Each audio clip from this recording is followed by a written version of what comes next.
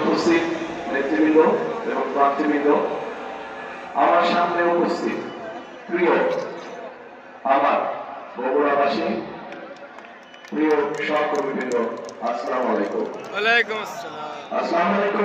ওয়ালাইকুম আসসালাম। কেমন আছেন আপনারা সবাই? আলহামদুলিল্লাহ। আমি প্রথমেই আজকে আল্লাহর দরবারে শুকরিয়া আদায় করতে চাই।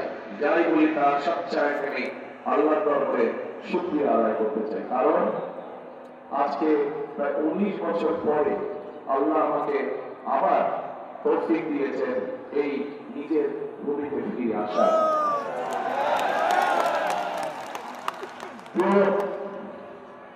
বগুড়াবাসী, নিজের ঘরে এসে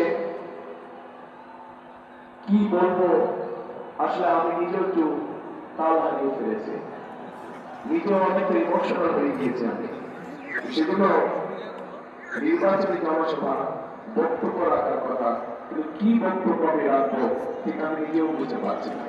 ঘরের মানুষের কাছে তো বলবার কিছু নেই।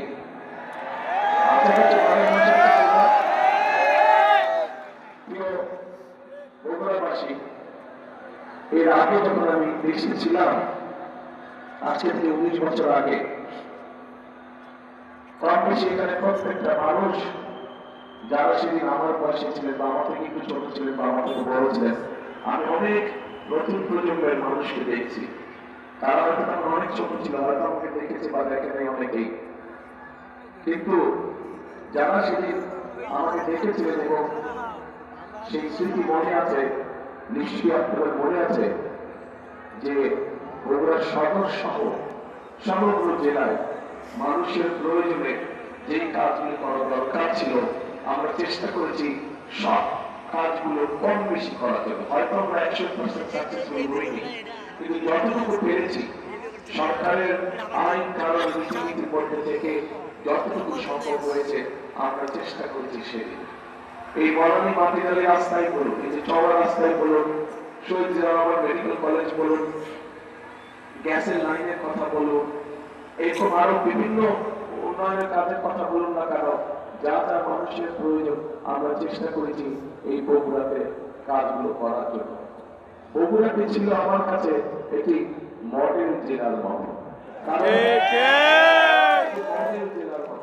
কারণ আমি সবসময় চিন্তা করতাম যে বাংলাদেশের 8-63 জেলাকে কিভাবে প্রতিদিকে সুযোগ দেয়, রহমত দেয়, তাহলে ওই 63 জেলাতে বাকি যে 63 জেলা আছে বগুড়া বাদ দিয়ে